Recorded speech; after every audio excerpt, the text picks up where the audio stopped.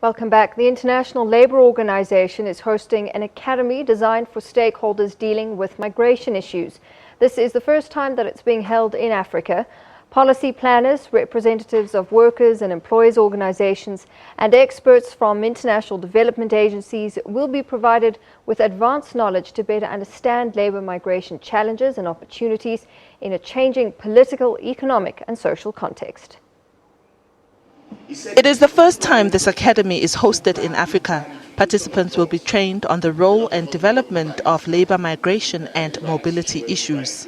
Participants then will form networks and continue, and hopefully they will, when they go back to their countries, be in a position to inform the dialogue around mobility and migration issues in their own countries and in their own regions. Labour migration affects most countries in the world. Migrant workers account for 150.3 million of the world's approximately 232 million international migrants.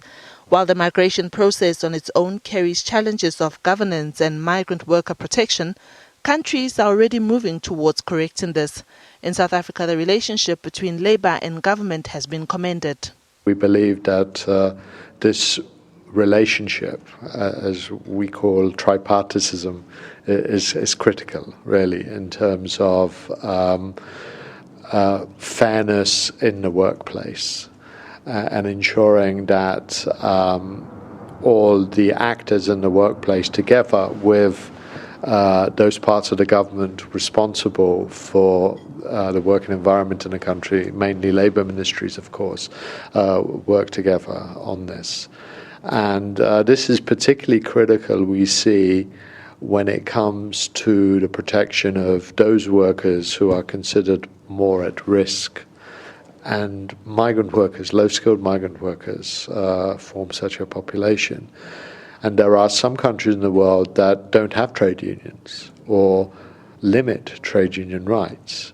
And then it becomes very difficult to advocate for the rights of those workers within the workplace at the national level. You can do it at the international level, but the dynamics of ensuring, at the national level that these workers can gain the protections that they are entitled to becomes very difficult.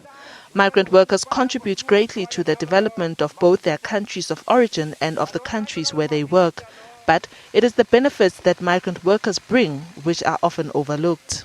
Migrants do provide extremely important skills. They pay taxes, and they also make remittance to their own countries as well. So this is kind of a win-win situation. What is important is how do you go about regularizing and recognizing and protecting the rights of workers. The academy will train more than 100 participants to review and analyze key issues, strategies, policies and tools for tackling the complex challenges in terms of governance, protection of migrant workers and their families.